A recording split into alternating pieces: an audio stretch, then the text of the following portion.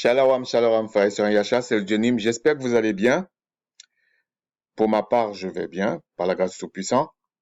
Et puis, je vais faire la conclusion euh, de la vidéo que j'avais fait sur Deutéronome 28. Bon, vous avez bien compris, c'était pas une étude du chapitre, c'était pas ça. C'était surtout pour comprendre, pour essayer d'expliquer que la parole du Tout-Puissant est permanente.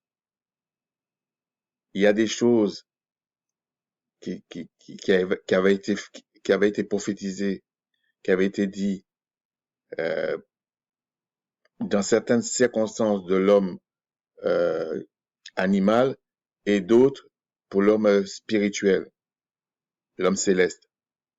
Mais sa parole est permanente. Les conséquences sont permanentes, qu'elles soient bonnes ou mauvaises. Et d'ailleurs, euh, il est dit que sa parole ne revient pas à lui sans faire l'effet qu'il a dit. C'est-à-dire, s'il dit ça va te donner le bien, ça va s'accomplir. S'il dit ça va te donner le mal, ça va s'accomplir. Que tu sois de son peuple ou pas. C'est-à-dire que si on prend le cas de Deutéronome 28, enfin, si on prend la parole du Créateur, la différence entre un peuple et son peuple, c'est qu'il a révélé sa parole. Mais sa parole est permanente, elle est toujours là. C'est-à-dire que, on va dire entre guillemets, c'est comme si l'univers, tout ce qu'il a créé, c'est à lui, c'est chez lui, c'est lui le propriétaire. On va faire une comparaison comme ça. Et dans sa propriété, ça se passe comme il veut. Si tu ne fais pas comme il veut, c'est comme un patron qui te met à la porte. Mais quand un patron te met à la porte, tu peux dire je vais trouver un autre patron. Là, il n'y en a pas d'autre. Il va te détruire. À ce propos, si le Tout-Puissant le permet, bon, c'est vraiment pas maintenant, hein. Enfin, on sait jamais, mais bon. Dans ma petite tête d'homme, je le vois pas tout de suite faire ça, mais je me vois pas tout de suite faire ça. Parce c'est pas une confusion, il y a une méconnaissance, à mon sens, hein, à mon sens, sur ce que c'est la mort. Souvent, quand on parle de la mort, on pense à ce qui est charnel, la chair. Mais c'est pas ça. Et quand on parle de la mort, on parle de l'enfer. Mais est-ce que l'enfer, c'est ce qu'a dit les catholiques que tout le monde a repris là? C'est pour ça que je fais pas vraiment de différence entre les catholiques, enfin tous ceux qui se disent chrétiens là, ils ont la même base. Faut pas raconter d'histoire aux gens. Et, et en plus, ce sont on va dire des gens du monde qui les ont appelés chrétiens et ils ont pris ça. Je parle de la base. Mais c'est pas les mêmes qui a été avec l'Église catholique romaine et puis tous les autres. Il y a eu avant l'Église catholique romaine et après. Donc c'est toute une confusion qui est là, mais plaise au Tout-Puissant que le temps de faire la différence entre ceux qui sont vraiment à lui et ceux qui prétendent qu'on le voit, qu'on le voit, que ceux qui sont à lui le voient. Voilà la différence. Parce qu'il faut à un moment donné des exemples et il faut être convaincu. Donc, pour Deutéronome 28, ce qui est intéressant pour comprendre, la parole, elle est permanente. C'est comme ça. Elle peut être, euh, par exemple, on peut dire, c'est comme les saisons. Elle est permanente, en fait, les saisons. Mais elle peut être permanente comme la terre, comme les luminaires, comme, je veux dire, on va pas les recréer tous les 5 minutes.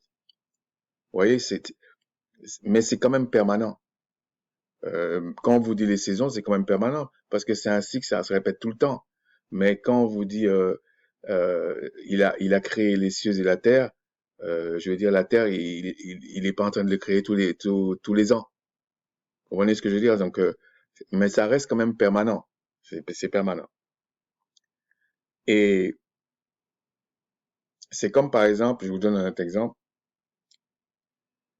Quand dans les Écritures on dit, si c'est pas le Créateur qui garde la ville, tu la gardes en vain. Que tu sois de son peuple ou pas de son peuple, la parole est là. Ne vous faites pas d'illusions, elle va agir. Donc, en fait, ce que je veux dire, c'est ne pensez pas que le diable va passer outre cette loi. Il ne peut pas. Donc, le bon côté, vaut mieux craindre le Créateur. On va voir, en fait, dans tout ce que le Créateur il a fait, les ordres, tout ça, toutes ces choses-là. Quand je dis les ordres, il a donné une loi et puis il a dit comment il faut faire. Il a donné une loi, il a dit comment il faut faire. Et il a fait des regroupements. Par exemple, nous, on connaît deux un peu plus détaillés. C'est l'ordre d'Aaron et l'ordre de Melchisédek. Et si vous connaissez pas l'ordre d'Aaron, vous ne pouvez pas comprendre tous les recoins de l'ordre de Melchisédek. Et les deux ordres ne s'annulent pas. Non. C'est comme si on vous dit,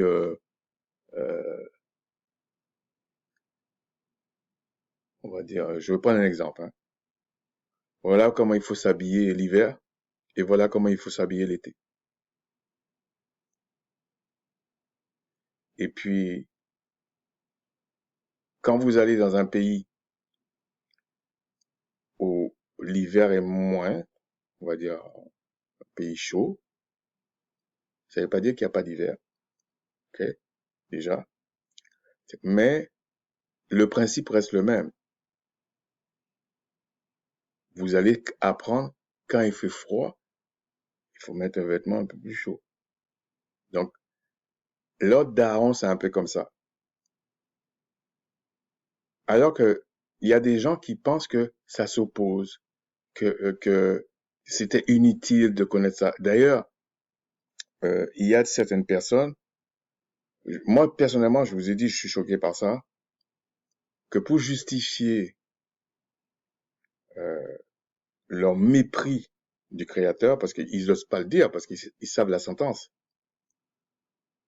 ils vont dire que le Créateur a fait des choses parce que les patriarches, toutes ces personnes que le Créateur a approuvées. En fait, ils insinuent deux choses. La première chose, c'est que tous ces patriarches, tout ça là, ils ont péché. Quand bien même le Créateur les approuvait, ils péchaient. Donc ça veut dire quoi? Le Créateur a une double balance. Il n'est pas honnête. Donc il y a des choses qui disent que c'est pas bon, mais en même temps, il fait des exceptions parce que il n'est pas juste. C'est ça qu'ils essaient de dire. Qu'ils sachent que on va leur redemander ça à la fin. Pourquoi vous avez fait ça? C'est un peu ce que Christ dit. Je crois que c'est Christ qui dit ça, qui dit on va demander des comptes à ceux qui non seulement euh, n'écoutaient pas la parole, en tout cas méprisaient la parole, parce que c'est un peu ça, et disaient aux autres de ne pas faire. Au lieu d'être simple en disant je comprends pas pourquoi il y avait ça, pourquoi il y avait ça, c'est plus juste. Mais quand tu viens, tu dis que c'est comme ça, que que que si ça s'est passé comme ça, c'était pas bon, ça veut dire que tu te fais tu fais justice et tu es en train d'interpréter la parole du Créateur comme si c'était toi qui l'avais mis. Donc, parce que peut-être la personne ne comprend pas comment ça se passe. Euh, pour veiller sur la parole, le Créateur a mis des Elohim partout.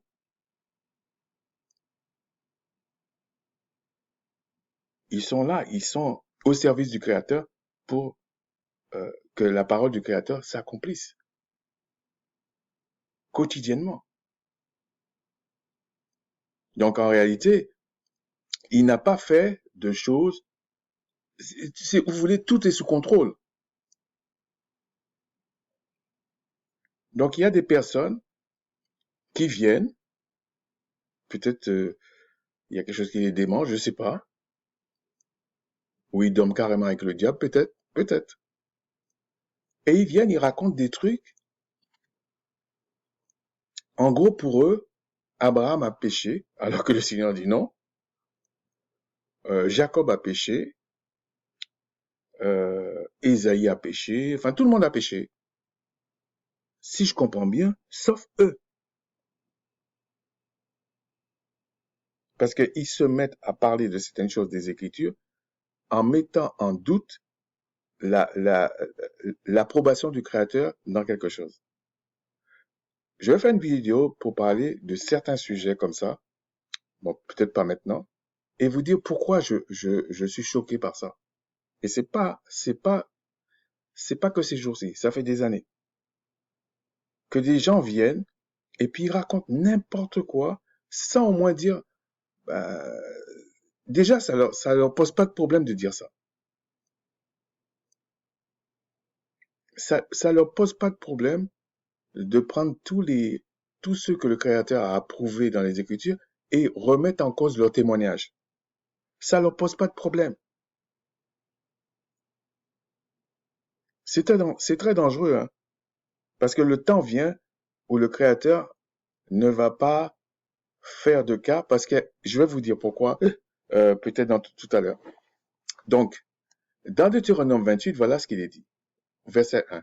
Si tu obéis à la voix du Tout-Puissant, ton Créateur, en observant et en mettant en pratique tous ces commandements que je te prescris aujourd'hui, le Tout-Puissant te donnera la supériorité sur toutes les nations de la terre, et puis il explique comment. OK? Ensuite, si vous allez au verset 15, si tu n'obéis point à la voix du Tout-Puissant, ton Créateur, et tu n'observes pas et ne mets pas en pratique tous ces commandements et toutes ces lois que je te prescris aujourd'hui, voici toutes les malédictions qui viendront sur toi et qui seront ton partage. Je vous ai dit que dans toute l'histoire de la création, le Créateur ne se contredit pas. Il a révélé, quand vous voyez Adam et Ève dans le Jardin d'Éden, oui, on vous dit que le Créateur avait dit de ne pas manger ce fruit, tout ça, mais ce n'était pas que ça. Là, c'est une narration. Mais en réalité, il a expliqué à Adam comment vivre. Il a expliqué. Ève aussi savait. Alors, pour résumer la chose, on dit, ouais, maintenant ils connaissent le bien et le mal. Si vous réfléchissez bien, ce n'est pas parce que on leur avait dit de ne pas manger de ce fruit, mais ce fruit-là, c'est quoi? Le fruit, c'est une nourriture. Ok? Ce fruit, c'est une nourriture. Parce qu'à l'époque, de toutes les façons, on mangeait pas de viande. Ils étaient végétariens. Donc, il faut être cohérent. Donc, à ce moment-là, c'est là qu'ils ont appris le bien et le mal. Je ne vais pas rentrer dans les détails de tout ça, mais ils ont appris ça. Ok? Donc, il y a des gens qui aiment les fables. Ils pensent qu'il y a un fruit, tac, et puis tu connais tout le bien et tout le mal. Non, c'est pas ça, en fait. Le Créateur, quand on voit par la suite comment il a fait avec Israël, même au temps de Noé, mais le détail qu'il a fait avec Israël, et comment il a fait les choses avec le Christ quand le Christ est venu, il éduque, il instruit, il t'apprend. Il peut pas te donner, te sanctionner pour quelque chose qu'il ne s'est pas assuré que tu comprends pas. Si vous voyez bien, pour l'ordre d'Aaron, tout le peuple disait Amen quand on parlait du contrat, en fait, comme un contrat de mariage. Tout le monde a dit OK. Donc, le créateur, c'est comme les vœux. Tu as dit OK, OK, on y va. Il va pas changer. Si lui, il a dit oui, c'est oui. Il a dit non, c'est non. C'est comme ça. Donc, pourquoi j'ai pris ces deux versets-là? C'est pour vous montrer, il y a une rhétorique qui revient. Si tu obéis et si tu n'obéis pas.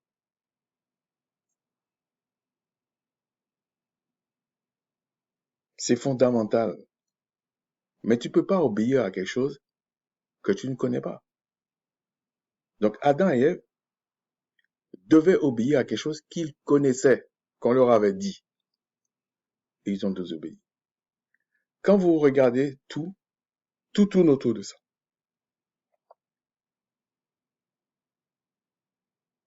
Parce que vous n'avez pas le plan global. Celui qui a le plan global, vraiment, comment ça fonctionne, c'est le Créateur, lui et lui seul. C'est même pas le Christ. Même si le Christ connaît beaucoup de choses. Il n'est pas le Créateur. Il connaît pas tout. Donc, comme il connaît pas, comme le Créateur, c'est lui qui connaît tout, il te dit, bon, voilà, je vais te dire ça, voilà, et comme ça, on va travailler ensemble. C'est comme quand il donne, il révèle des choses aux hommes, et notamment à son peuple, vous voyez bien qu'il dit pas tout, mais ce qu'il dit est vrai. Il peut te révéler quelque chose, voilà, il y a telle chose qui va se passer, on va faire comme ça, voilà telle chose qui fait ça. D'ailleurs, il le dit, il ne fait rien sans le dire à ses serviteurs, les prophètes. Mais vous voyez bien, il n'est pas venu avec des prophètes pour leur dire tous les détails. Il allait exploser. C'est comme ça. Même Christ, quand il a envoyé Christ sur la terre, Christ savait sa mission. Mais sur le bois, il a crié, hein, parce qu'il il n'avait pas vécu ça avant. Il savait pas ce que c'était. Il connaissait les grandes lignes, là. On lui a dit, voilà, tu vas faire ça, tu vas faire comme ça. Donc, quand le Créateur donne les lois, ou dit, tu vas faire ci, tu vas faire ça, il a donné l'ordre d'Aaron, et pour donner une éducation, une instruction à Israël. Et puis, quand Israël a grandi, selon lui, il a dit, bon, c'est le moment. Maintenant, je vais donner l'ordre de Melchisedec maintenant. Et comme ça, on va expliquer. Parce qu'il y a une différence entre instruction et éducation. Pour ça, j'ai employé les deux là. Donc, mais bon, le but, c'est quand même de t'apprendre quelque chose. Ensuite, donc ici, on voit, bon, je ne vais pas répéter ce que j'ai dit avant, puisque c'est une conclusion que je suis en train de faire. La réalité, c'est que au centre de la marche d'un Israélite, de quelqu'un qui craint le Créateur, qui fait partie du peuple du Créateur, c'est l'obéissance à ce que le Créateur dit qu'il doit faire ou qu'il ne doit pas faire. Il doit obéir. et il a tout donné pour, euh, pour pouvoir le faire. Seulement, l'ordre d'Aaron, c'était fait pour l'homme euh, animal, donc c'était pas fait pour régler vraiment. Il savait, si vous voulez, le Créateur savait que l'homme animal ne pouvait pas être sans péché. Il pouvait pas.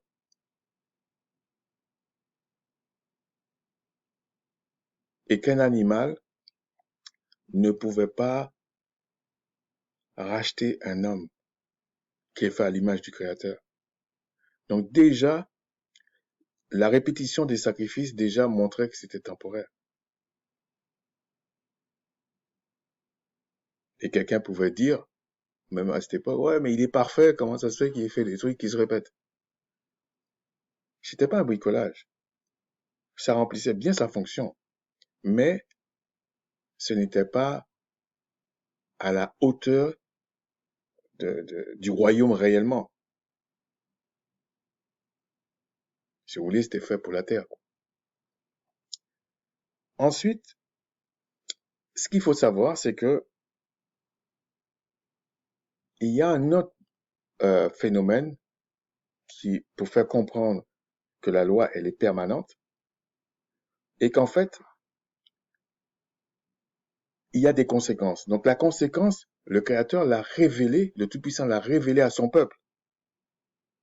Si tu obéis, voilà. Si tu n'obéis pas, voilà. Mais à quoi? À la loi qu'il avait expliquée dans l'ordre d'Aaron, comment l'appliquer, comment le faire, voilà, ce que c'est telle loi, telle chose, telle chose. Mais ce principe-là, il est dans l'ordre de Melchisédek aussi. Il était aussi, quand il a dit la loi à Abraham, à Adam et Ève, et qu'ils ont désobéi, le principe était là.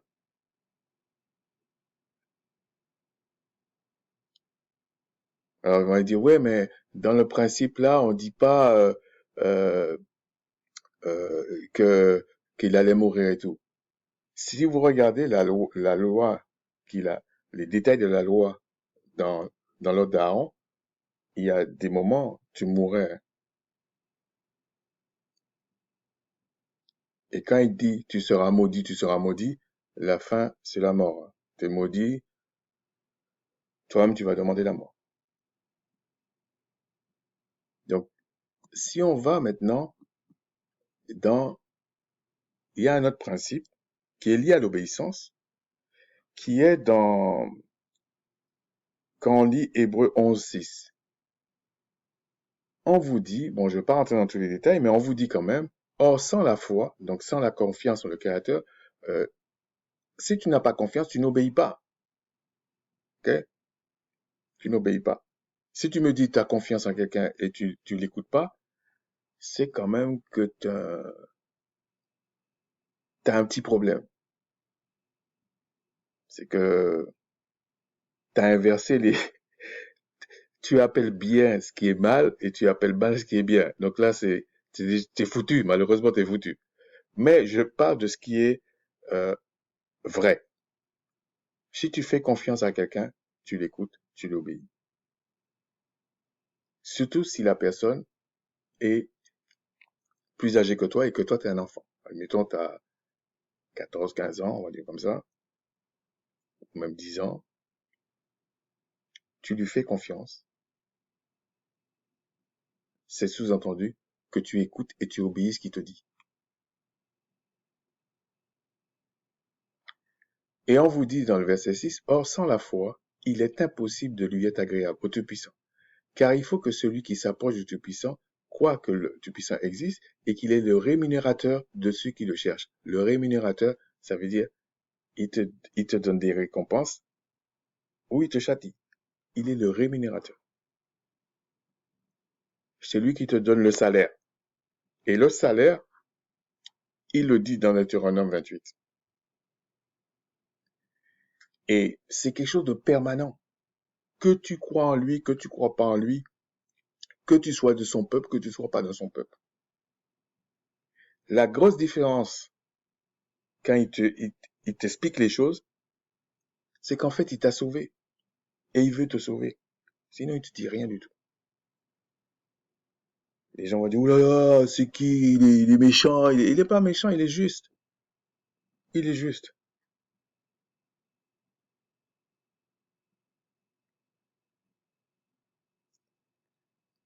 Et comment il a fait ça? Bon, je vais pas rentrer dans ça, c'est que au niveau de l'ordre d'Aaron, même avant, il a fait des promesses et des alliances. Il s'est engagé. Il s'est engagé. Mais il a mis des conditions. Et qu'est-ce que on te fait croire aujourd'hui? Enfin, depuis des siècles, mais on te fait croire vraiment aujourd'hui.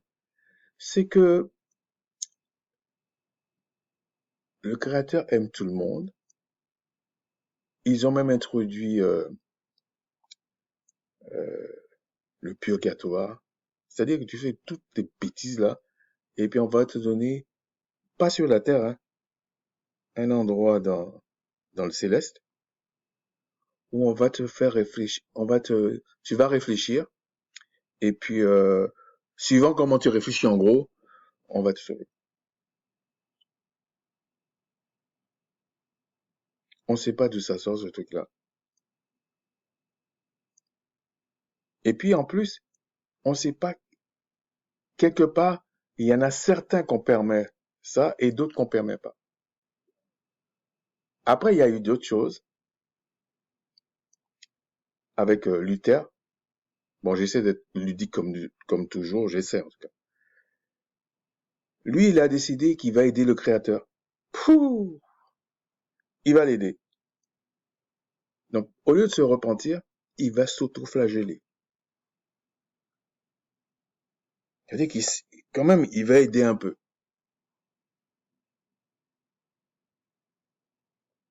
Alors que le Créateur n'a jamais demandé l'aide de l'homme pour sauver l'homme. Il a dit, voilà comment il faut faire, c'est moi qui t'aide. Ce que je veux, c'est que tu obéisses, c'est que tu me crois. Et quand je dis l'homme, depuis Adam et Ève, c'est ce qu'il a dit. Mais il a toujours euh, choisi avec qui va rester avec lui.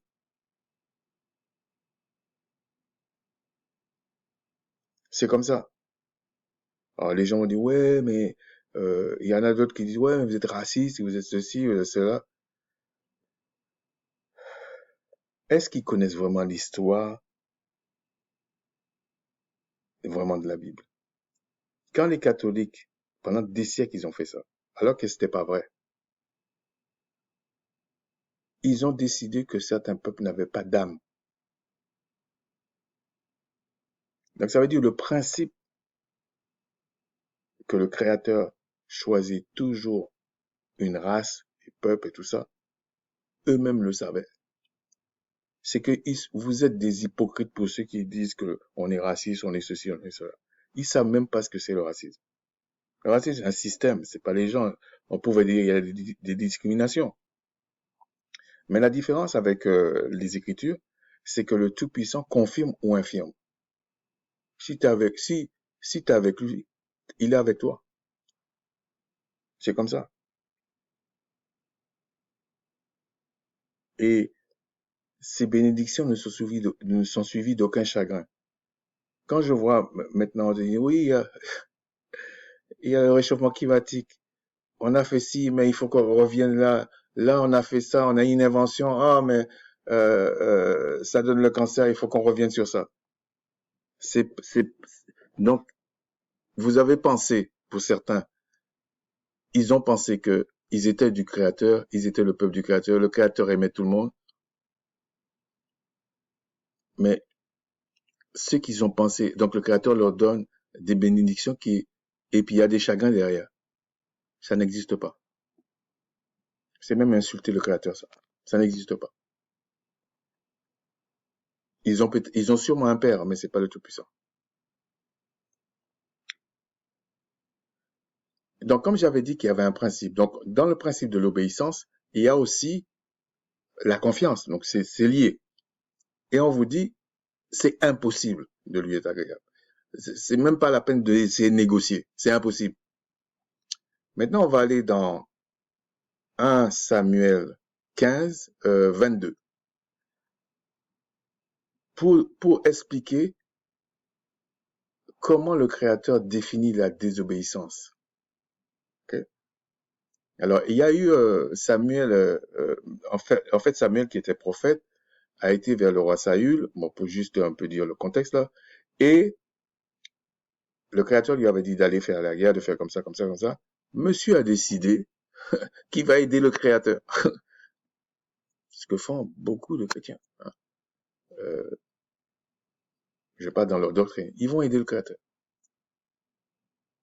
Ben, ce qu'il a reçu, Saül, c'est qu'on l'a éjecté. On l'a éjecté. Hein. Il pouvait plus être roi et il fallait qu'il meure.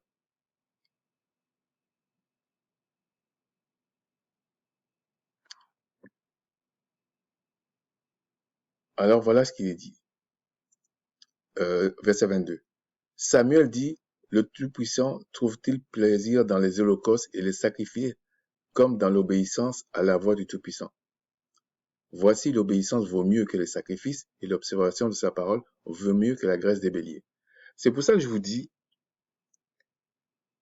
ceux qui comprenaient, enfin, les prophètes, même dans l'ordre d'Aaron, comprenaient que les sacrifices étaient forcément temporels.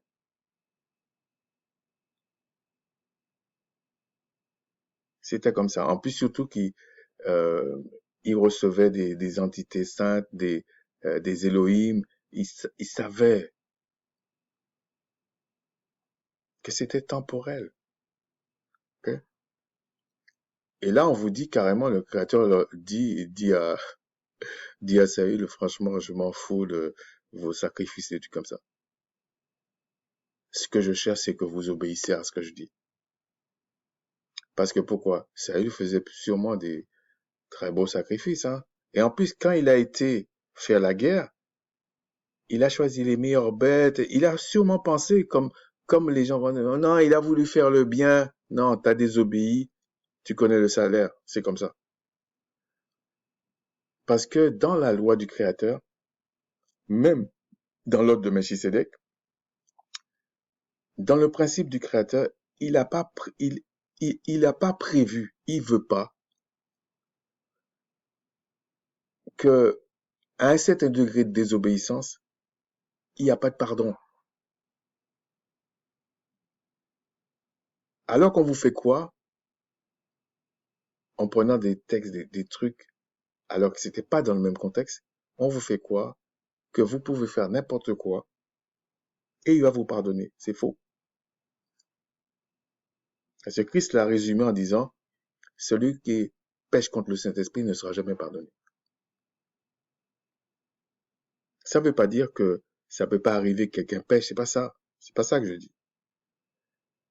Mais quand le Créateur t'a instruit, t'a éduqué, et tu pêches encore, même le sacrifice de Christ ne répond pas à ce cas-là.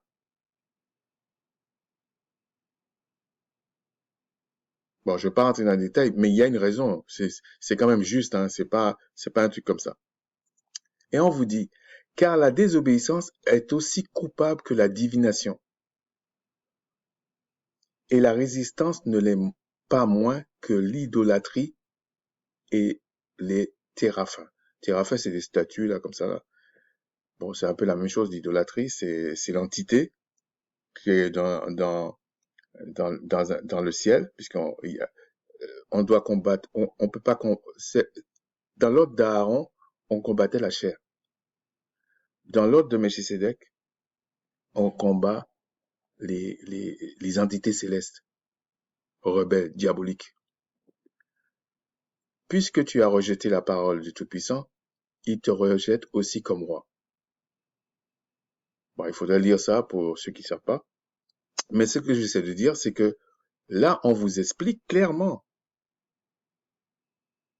dans un cas concret, qu'à travers ce que le Créateur avait dit à Macha, de dire au peuple et tout, en fait, c'était pour instruire, déjà pour connaître la loi, mais pour éduquer, pour apprendre à aimer le Créateur. Et apprendre à aimer le Créateur en fait, et l'amour même, c'est l'obéissance.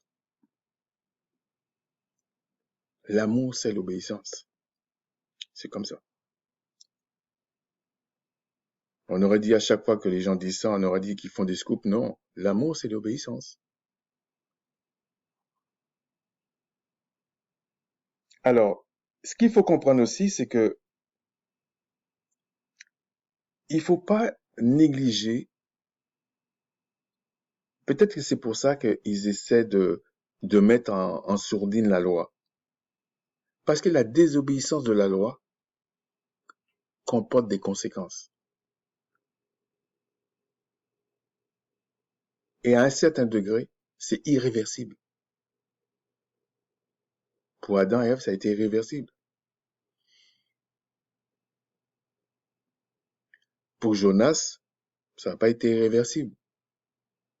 Il voulait pas aller, on l'a ramené. On l'a ramené pour dire, non, c'est là-bas que tu dois aller.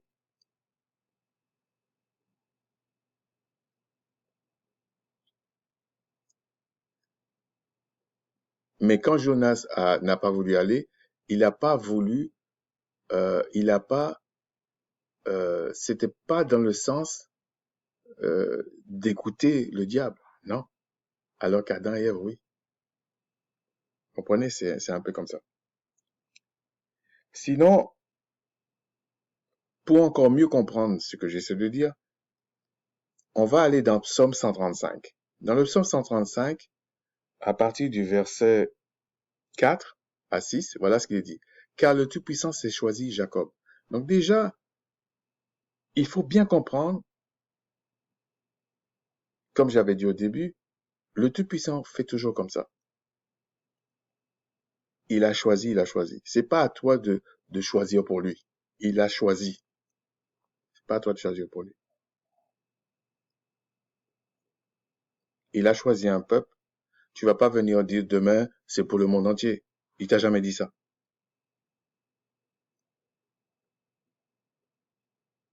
Et d'ailleurs, si on essaie de comprendre pourquoi le Créateur aurait choisi un peuple, si c'était pour le monde entier, il l'aurait déjà dit. Il a jamais dit ça. Le monde serait pas comme ça de toute façon. Donc, car le Tout-Puissant s'est choisi Jacob, Israël, pour qui lui appartint. Je sais que le Tout-Puissant est grand et que notre Seigneur est au-dessus de tous les Elohim. J'anticipe, c'est une vidéo que je vais faire, ok? Tout ce que le Tout-Puissant veut, il le fait. Dans les cieux et sur la terre, on aurait pu même, dans les mers et dans tous les habits. En gros, partout. Il fait ce qu'il veut. La grâce qu'on a, c'est qu'il est juste. Il est bon. Et il fait miséricorde à qui il veut. Mais il fait ce qu'il veut.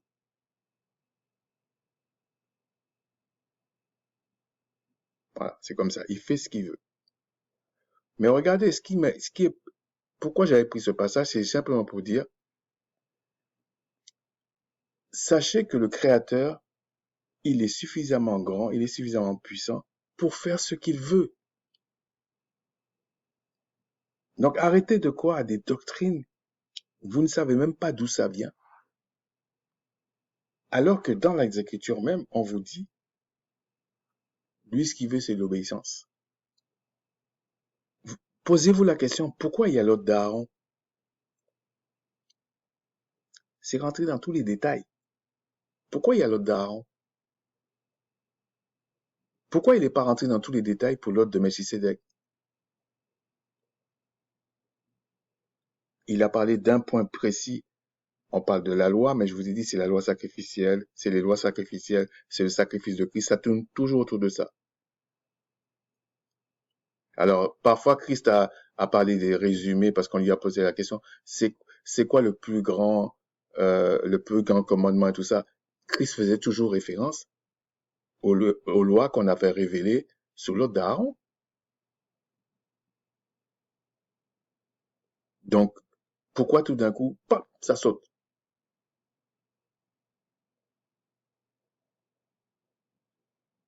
Il faudrait se poser la question avant de se rouler par terre. C'est pareil. Pourquoi le Créateur a accepté des choses sous l'ordre d'Aaron et puis tout d'un coup, qui n'a rien à voir avec des sacrifices, hein? Et puis il y a des gens qui sortent, peut-être parce que ça leur fait plaisir, hein. Non, c'est parce que les patriarches, en gros, si vous voulez, la société qui respectait l'ordre d'Aaron, le Créateur était avec eux.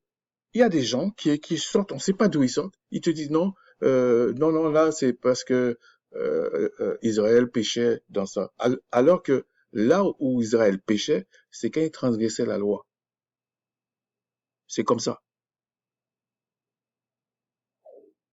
Et quand vous voyez la loi, il y a des choses.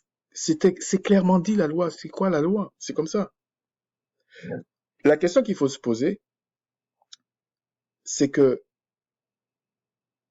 est-ce que toi qui juges la loi qui a été révélée à Macha pour dire non, c'est pas vrai, c'est pas ci, c'est pas. Christ a pu vivre alors qu'il y avait la loi qui avait été révélée sur Macha. Mais est-ce que toi, tu peux vivre si par exemple on te transporte dans la société israélite dont on parle dans la Bible, est-ce que toi tu peux vivre? Peut-être tu vas vivre une journée, hein,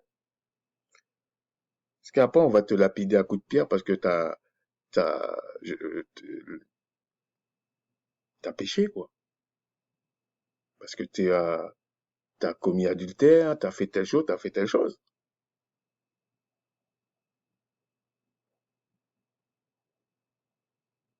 Peut-être.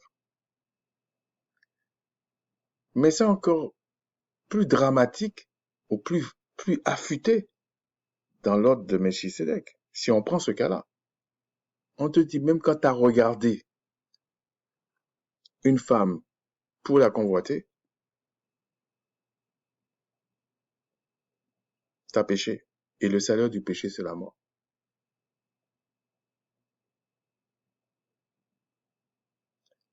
Si dans l'ordre d'Aaron, la mort c'était une mort charnelle, dans l'ordre de Melchisédek, c'est spirituel. C'est un esprit qui a son âme. L'esprit va revenir au Créateur et on va détruire l'âme. Je ne veux pas trop parler, mais qui vous a dit que l'âme meurt de la même manière que la chair? Faut vous calmer, hein. Faut vous calmer. C'est peut-être pour ça que qu'il n'y a pas la crainte du Créateur pour certains. Si vous êtes israélite, suppliez le Créateur pour qu'il vous donne un cœur qui le craint.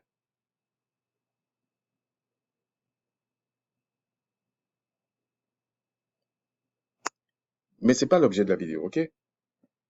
On va continuer, on va aller dans 1 Pierre 2, à partir du verset 9, pour vous expliquer que, pourtant, là, on est en dehors de Christ est déjà venu, Christ est ressuscité des morts, on est quand même loin de Deutéronome 18, dans l'ordre d'Aaron. Voilà ce qu'il est dit. Vous, au contraire, vous êtes une race élue, un sacerdoce royal, une nation sainte, un peuple acquis, afin que vous annonciez les vertus de celui qui vous a appelé des ténèbres et de son admirable lumière. Vous qui étiez autrefois pas un peuple, en fait, vous qui autrefois n'étiez pas un peuple et qui maintenant êtes le peuple du Tout-Puissant, vous qui n'aviez pas obtenu miséricorde et maintenant avez obtenu miséricorde. Bien-aimés, je vous exhorte comme étrangers voyageurs sur la terre à vous abstenir des convoitises charnelles qui font la guerre à l'âme. Mais quand il dit ça, c'est que vous êtes nés d'esprit. Ah oui, ça peut choquer certains. Ayez au milieu des païens, etc., etc., etc. Mais quand il dit ça, c'est encore pareil. Le fait qu'il dit que vous êtes une race élue, un sacerdoce royal, une nation sainte et tout ça, un peuple acquis, il fait toujours référence à l'histoire.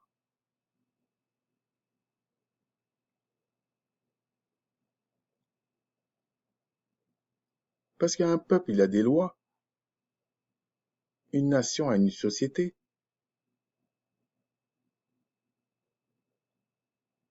Et la seule référence qu'on a, c'est quand Israël était là. D'ailleurs, quand on parle de Deutéronome 28, bon, on essaie de citer ça toujours par rapport à l'esclavage de la traite négrière. Mais je vous ai montré que Daniel, ça s'appliquait. Ça s'appliquait aussi pour l'annexion du royaume du Nord par la Syrie. À chaque fois que le Créateur a frappé Israël pour son désobéissance, c'est lui le rémunérateur.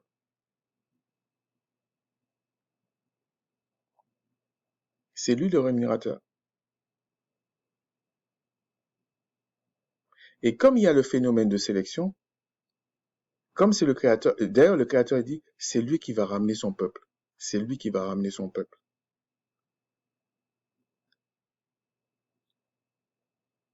C'est pas des États. Parce que aujourd'hui, on essaie de nous embrouiller. Okay? Je vous ai dit toujours d'aller à l'origine des choses, du contexte. Quand vous prenez par exemple l'Église catholique romaine, c'était l'État. C'est pas le Créateur, là. C'était l'État. Et quand je dis les catholiques romains, je parle pas des gens, là. Je parle des entités. C'était l'État. Vous croyez que les États sont là? Euh, Franchement, il faudrait être, excusez-moi, il faudrait être, pour le coup, très charnel pour pas comprendre que à la tête des empires, des États, des choses comme ça, c'est des entités. Même si vous voyez que des hommes, ce sont des entités. Donc j'avais pris ce passage pour vous faire comprendre que on vous parle de païens, on vous parle de certaines choses, mais en fait, pour être simple, ok, le juif, c'était la région de Judée, ok, les juifs c'était ça. Les païens, c'était ceux qui avaient abandonné la loi, mais c'était toujours des Israélites. C'est pour ça aujourd'hui, peu importe, même s'ils disent la race, machin, il y en a même qui disent je comprends pas pourquoi il y a des pourquoi il y a des noirs, pourquoi il y a des blancs qui sont juifs. Ben c'est parce qu'il y a un mensonge. C'est aussi simple que ça. Et comment ça fait-il que dans ce qu'on appelle dans la nouvelle alliance, en tout cas le témoignage des apôtres et tout ça, on vous dit que l'homme ne doit pas se couvrir la tête pour plaire au Créateur, mais vous avez des gens qui ont des kippas. À la limite, que le monde accepte ça, que eux-mêmes ils se font croire ça, je veux bien. Mais que ceux qui sont en train de juger les patriarches, Abraham, qui sont en train de juger Isaïe, tous ces gens-là, pour des raisons bien précises, eux, ils prennent ces personnes qui mettent une coiffe sous la tête pour aller, soi-disant, rendre un culte au Créateur, ça les gêne pas. Pourtant, c'est même pas dans l'ordre d'Aaron que je vais prendre ça. C'est à partir de Christ.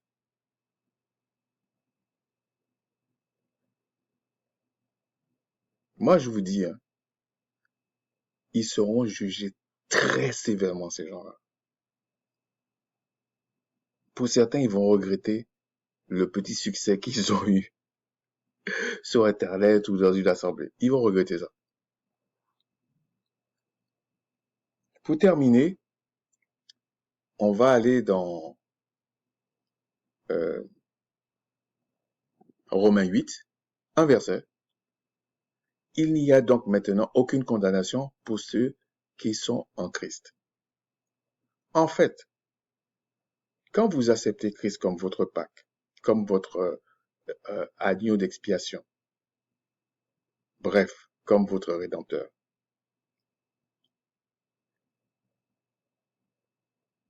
vous vous trouvez toujours dans la partie, cette partie-là. Vous vous retrouvez toujours dans cette partie-là qui dit, si vous obéissez, vous allez vous trouver forcément dans cette partie-là. Parce qu'il n'y a aucune condamnation. Mais quand on dit qu'il n'y a aucune condamnation, c'est que le Créateur vous fait naître de nouveau, vous épure de vos péchés, tout ça, petit à petit, pendant que vous grandissez, pour arriver à une stature d'homme parfait. Donc, comme vous êtes de bonne foi, vous lui faites confiance. À ce moment-là, les bénédictions continuent. Mais pour tous les autres, qu'ils soient israélites ou pas, et qui rejettent la parole, c'est la partie si tu désobéis. Alors, il y en a certains, comme dit les Écritures, ils seront jugés sans la loi. Ne croyez pas ce que disent les gens là. Ils pensent que oui, c'est comme s'ils avaient la loi. Oui, il y a des cas comme ça, mais la plupart des cas, ils vont être jugés parce que sans la loi. Et jugés sans la loi, ça veut dire que sur 10 lois, tu en rates une, c'est mort. C'est ça la vérité en fait.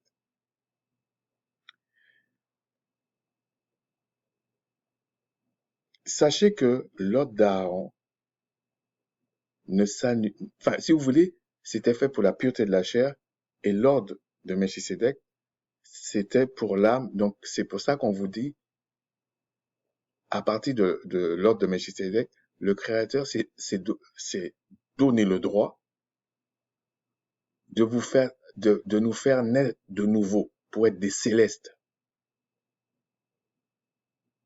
pour avoir une nature angélique, si vous voulez. Un peu comme Christ dit, les hommes seront comme des anges, il n'y aura pas, à la résurrection, il n'y aura pas de mariage comme sous l'ordre d'Aaron.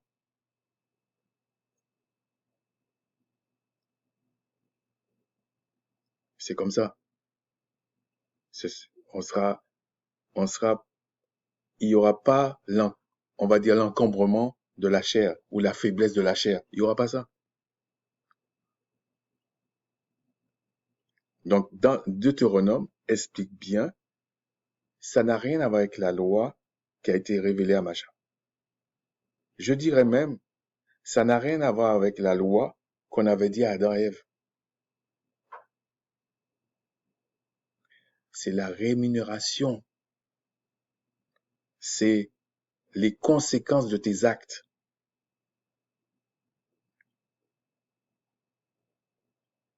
Et il y a une parole qui dit que le simple avance et il est puni. C'est pas parce que tu dis, ah, je suis de bonne foi, machin. Non, non, non, non. Tu connais pas un truc, sois prudent. Tu connais, même là, sois prudent. Parce que la parole du Tout-Puissant, comme on dit, c'est une épée à double tranchant. Si tu obéis, les bénédictions du Créateur ne sont suivies d'aucun chagrin. Si tu n'obéis pas, tu vas mourir. Alors tu vas me dire, ouais, mais moi je sais pas, tout ça. Ok, tu sais pas, mais c'est là la miséricorde du Créateur. Il va te dire, ne fais pas ça. Mais il faut que tu sois né de nouveau pour ça.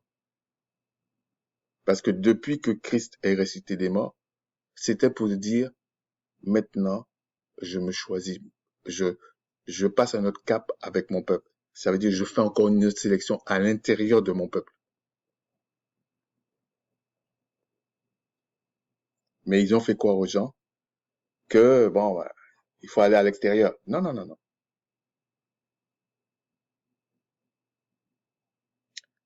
Donc, c'était ça que je voulais partager, c'est que Deutéronome, en fait, oui, oui, on peut prendre des passages de Deutéronome 28 pour parler de l'esclavage. L'esclavage, on va dire, à traite négrière. Oui, c'est vrai.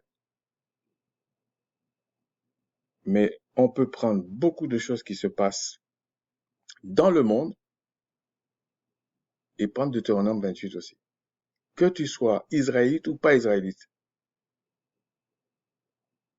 Ce qui est différent pour un israélite, c'est que le sacrifice de Christ est fait pour lui.